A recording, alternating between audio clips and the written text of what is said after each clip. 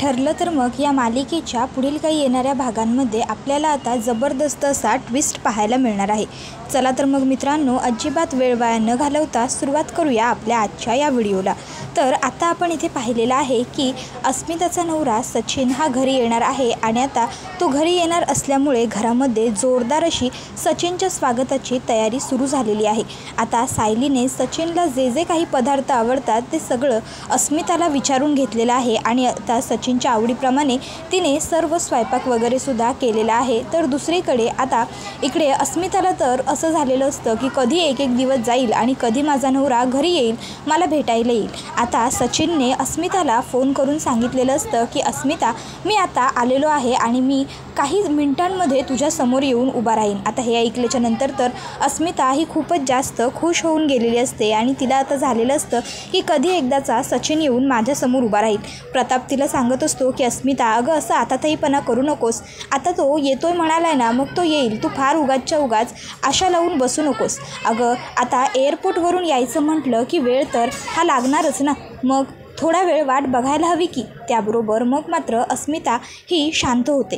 त्यानंतर आता सचिन हा तिला पुन्हा फोन करतो आणि आता पुन्हा फोन आल्यावर सचिन तिला सांगतो, अस्मिता दरवाजात ये, मी दरवाजात आहे। त्याबरोबर अस्मिता खूपच जास्त एक्सायटेड होते आणि आता ती दरवाजामध्ये जाऊन उभी राहते। आता अस्मिता तिकडे गेल्याबरोबर लगेचच इकडे कल्पना ही अस्मिताला म्हणत असते, अस्मिता तू फार आताताईपणा करू नको बरं, तू जरा शांतपणे उभी राहा। हे बघ, सचिन आला की तो आपल्याला सगळ्यांना दिसणार आहे, तू जितकी काळजी करशील ना तितका त्याला वेळ होईल आणि तू जितकी वाट तुझा वेळ जाणार नाही, त्यामुळे वाट बघत थांबू नकोस। अगं त्याने फोन केलाय ना, सांगितलंय ना तुला तो येईल म्हणून, मग तू का उगाचच्या उगाच जास्त काळजी करतेस?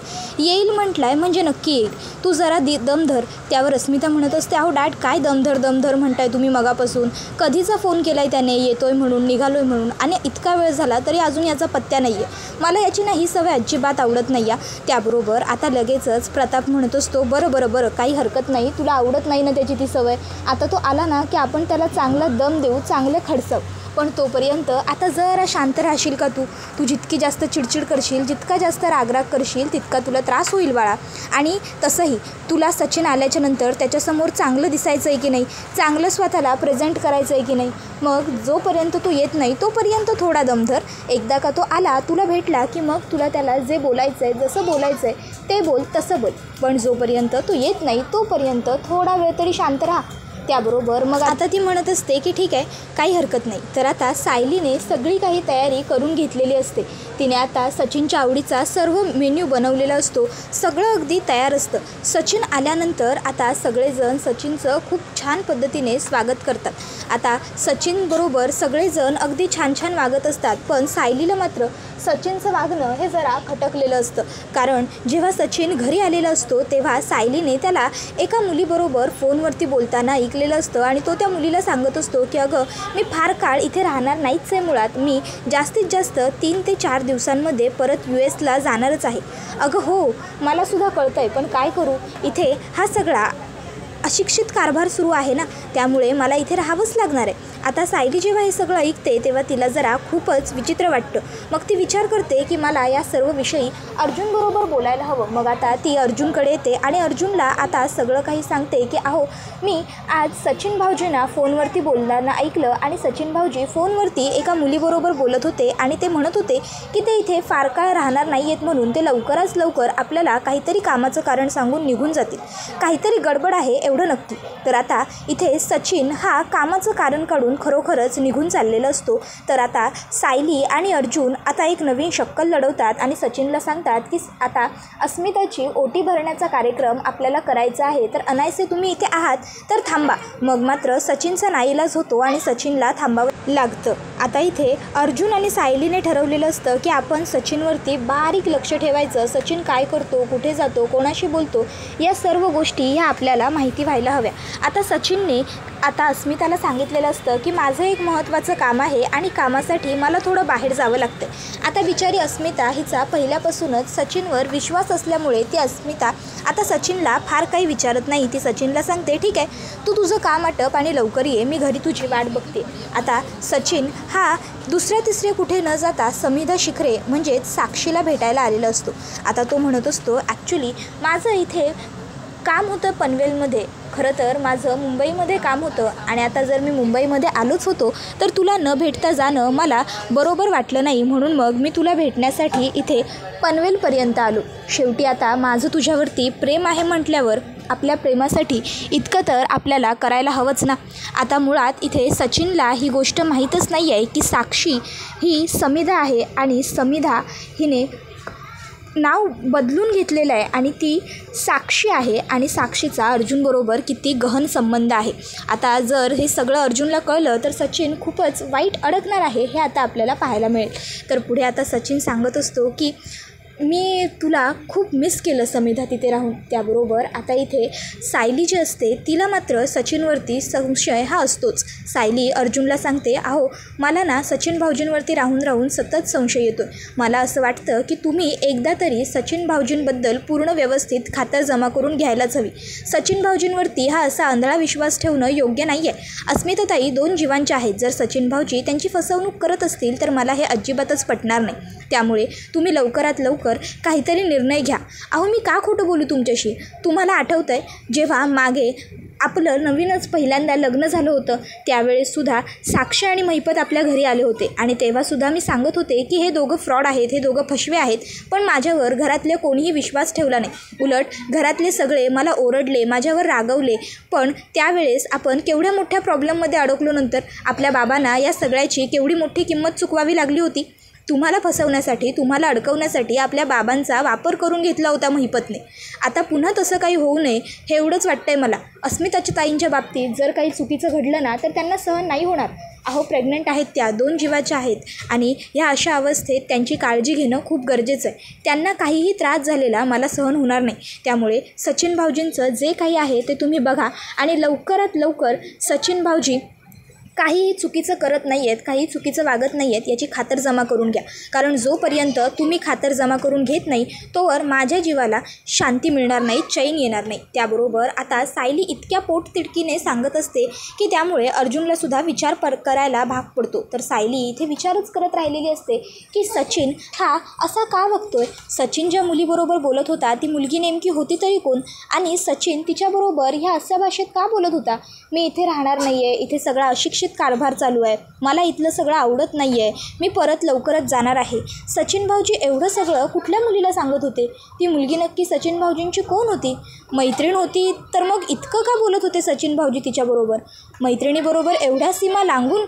नाही नाही नाही, नक्की काहीतरी गडबड आहेच. मला लवकरात लवकर या सगळ्याच्या मुळाशी गेलंच पाहिजे. काहीही झालं तरी मी अस्मिताताईंची फसवणूक अजिबातच होऊ देणार नाही आहे. सचिन भाऊजी जर तुम्ही काही चुकीचं वागत असाल तर मी सोडणार नाही आहे तुम्हाला, असं आता सायलीने मनोमन ठरवलेलं असतं.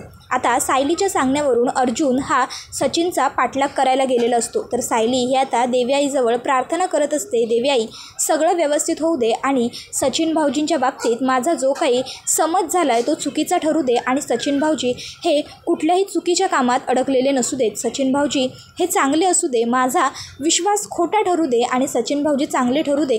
कारण सध्या अस्मिताताईंसाठी हेच गरजेचं आहे आणि अस्मिताताईंचं सुख, अस्मिताताईंचं भलं हेच मला हवं आहे. मग त्यासाठी मला खोटं ठरावं लागलं तरीही माझी काहीच हरकत नाही आहे. इतक्यात आता सायली ही रडायला लागलेली असते. तर आता इतक्यात तिकडे अस्मिता येते आणि विचारते सायलीला, काय गं, काय रडतीयेस तू? काही झालं आहे का?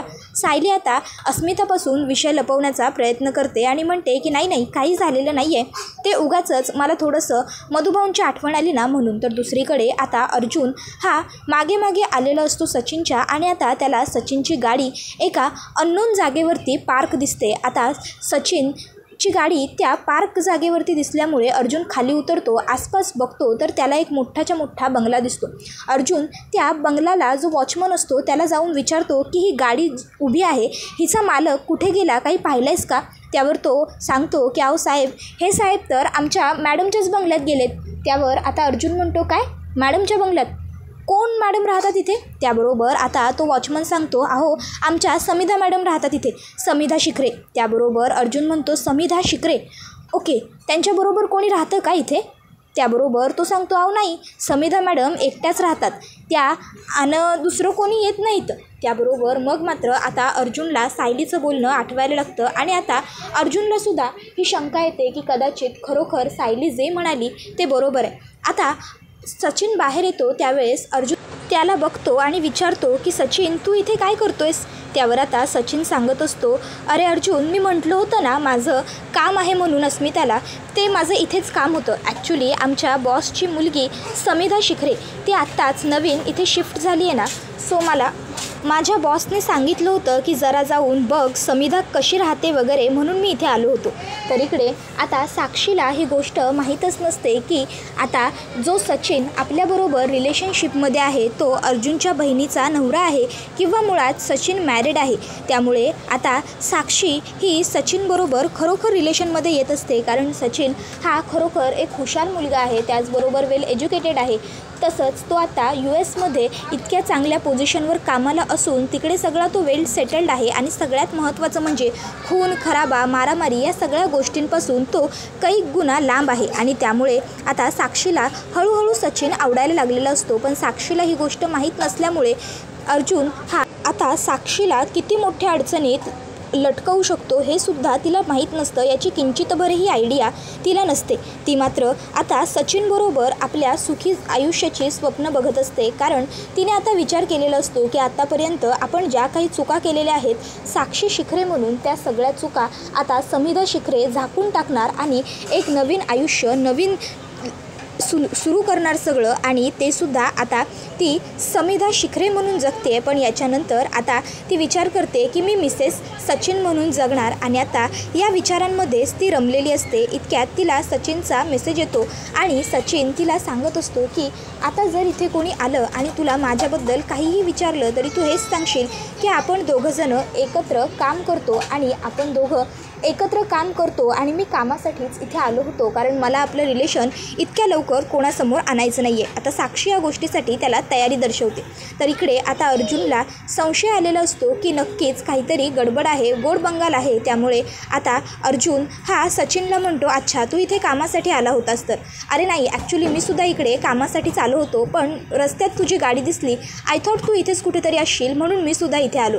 बाय द वे, तुझं काम झालं आहे का? नाही, माझं पण काम झालं आहे, मी निघतच होतो, एकत्र जाऊया आपण. त्याबरोबर आता सचिन म्हणतो, हो माझंही काम झालं आहे, निघूया ना आपण एकत्र. आणि मग सचिन व अर्जुन तिकडनं दोघंही आपापल्या गाड्या घेतात आणि निघालेले असतात. रस्त्यात अर्जुनच्या डोक्यामध्ये सचिन कशा पद्धतीने आता अस्मिताला फसवतोय वगैरे हे सगळे विचार असतात. आणि अर्जुनला आता कळत नसतं की आपण काय करायचं, कसं करायचं. त्याला या सर्व गोष्टींचं खूपच जास्त टेन्शन आलेलं असतं. अर्जुन आता घरी आलेला असतो आणि तो आता या विषयावर सायलीशी बोलत असतो. तर दुसरीकडे आता सचिन हा सुद्धा घरी आलेला असतो. सचिनच्या मनात रस्त्यामध्ये विचार सुरू असतात की अर्जुनने मला समिधाच्या बंगल्यातून बाहेर पडताना तर पाहिलं नसेल ना, अर्जुनला मी समिधाच्या बंगल्यात कशाला गेलो होतो वगैरे असे फालतू प्रश्न तर पडले नसतील ना. नाही, काहीही झालं तरी तू शेवटी एक वकील आहे आणि वकिलाचं डोकं हे तल्लकच असतं. त्यातूनही अर्जुन हा खूप मोठा वकील आहे. जर अर्जुनला माझ्यावरती संशय आला तर मला पुढच्या सर्व गोष्टी मॅनेज करणं खूपच जास्त अवघड होऊन जाईल.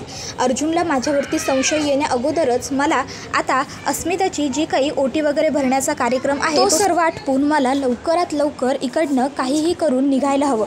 तर आता इथे अर्जुन हा बोलत असतो सायलीबरोबर आणि तो आता सायलीला सांगत असतो की सायली, तू काळजी करू नकोस, काहीही झालं तरी मी या सचिनला माझ्या अस्मिताताईची फसवणूक करू देणार नाही. आतापर्यंत आम्ही याच्यावरती जो विश्वास ठेवला ना त्याचाच याने गलत फायदा घेतलेला आहे. पण आता नाही, आता बस, आता आम्ही याची मस्ती जिरवणार, बघ आता तू मी काय करतो ते. त्यावर सायली ही आता अर्जुनला विचारत असते, अर्जुन सर नक्की तुम्ही काय ठरवलं आहे, काय करणार आहात तुम्ही ते पहिलं मला सांगा आणि मग त्याच्यानंतर तुम्हाला जे हवं ते तुम्ही करा, पण आधी मला व्यवस्थित सांगा बरं. त्याबरोबर अर्जुन आता सायलीला म्हणत असतो, तू काळजी करू नको.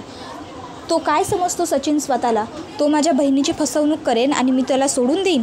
नाही.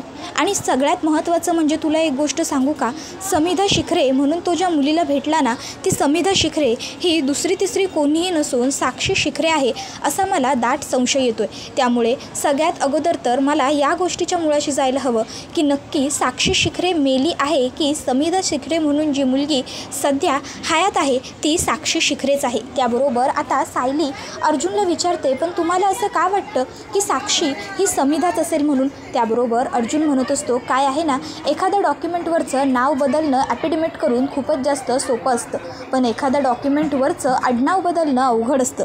त्यामुळेच साक्षीने तिचं आडनाव न बदलता तिचं जे ओरिजिनल आडनाव आहे तेच ठेवलेलं आहे आणि फक्त तिचं नाव बदललं आहे असं मला वाटतं. त्यामुळे आता आपल्याला हे खरंच बघावं लागेल की नक्की साक्षी मेली आहे की जिवंत आहे, आणि त्यासाठी आपल्याला जरा काहीतरी वेगळ्या मार्गाने प्रयत्न करावे लागतील शोधून काढण्यासाठी. आणि जोवर आपल्याला साक्षी आणि समिधा यांच्यामध्ये काय कनेक्शन आहे हे कळत नाही ना, तोपर्यंत कमीत कमी आपल्याला काहीही कारण काढून सचिनला इथे थांबवून ठेवावं लागेल. सायली, यासाठी मला तुझी मदत लागेल, तू काही करू शकतेस का?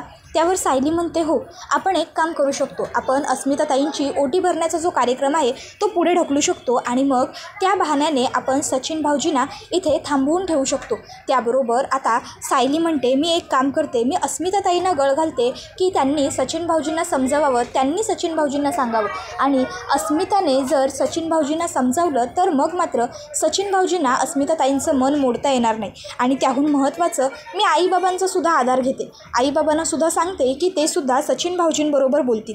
जर आईबाबांनी सुद्धा गळ घातली तर मग तर सचिन भाऊजींना थांबण्याशिवाय दुसरा काहीही पर्याय उरणार नाही. काय वाटतंय तुम्हाला? त्याबरोबर अर्जुन म्हणत असतो, बायको, तुला जे योग्य वाटेल ते तू कर.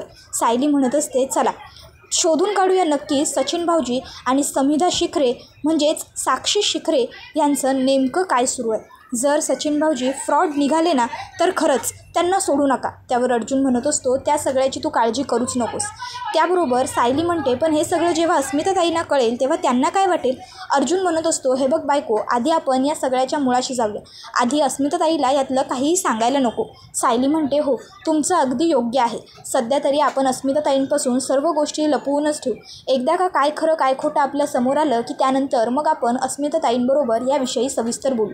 मी तर देवाकडे हीच प्रार्थना करते की आपल्या मनात जो संशय आहे तो खोटा ठरू दे आणि अस्मिताताईंचा संसार कायमचा सुखाचा होऊ दे. अर्जुन म्हणत असतो, आय होप सो.